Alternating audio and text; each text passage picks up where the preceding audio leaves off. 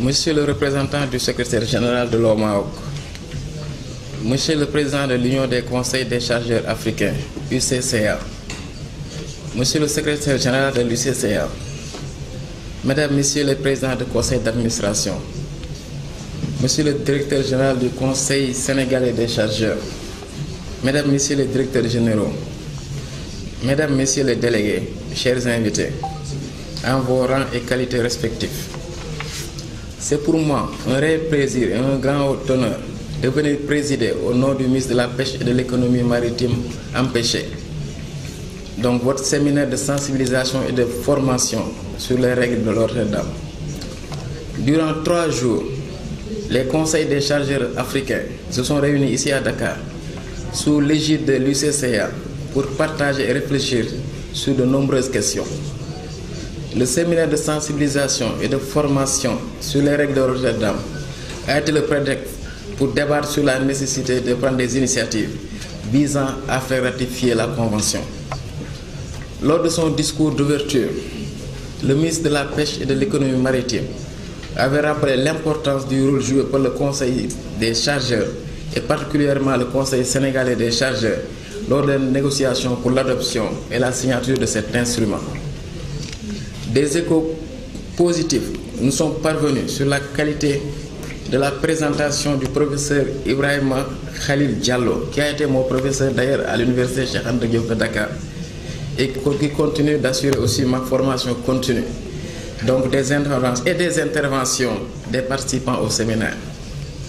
Je me réjouis d'autant de ce constat, car étant persuadé dès le départ de la détermination du Conseil sénégalais des chargeurs de faire de ce rendez-vous un succès.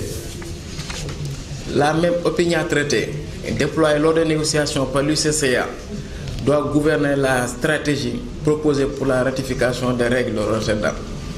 C'est la mission du Conseil des chargeurs que de défendre les intérêts des importateurs et exportateurs. Dès lors, il vous appartient de continuer à conseiller, à inciter, à donner des arguments nécessaires pour que vos gouvernements respectifs ratifient la Convention. Pour notre part, le ministre de la Pêche et de l'Économie maritime, vous avez déjà assuré qu'en ce qui concerne le Sénégal, le processus de ratification est en cours avec l'adoption de la loi autorisant Monsieur le Président de la République à ratifier les règles de Rotterdam.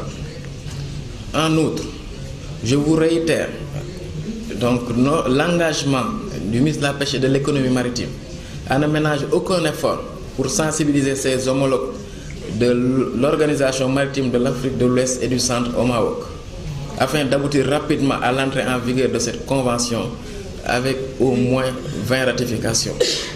Cet engagement de notre part reflète notre conviction sur le fait que les règles de Rotterdam ne vont pas à l'encontre des intérêts des chargeurs, et bien au contraire.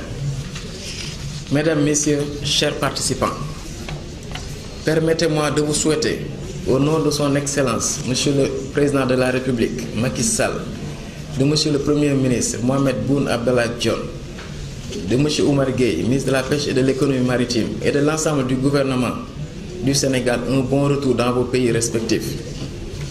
C'est sur ces mots pleins de conviction et d'espoir que je déclare clos, au nom du ministre de la Pêche et de l'Économie maritime, les travaux de la deuxième réunion d'évaluation des 7e journées du chargeur africain. Je vous remercie de votre bien aimable attention.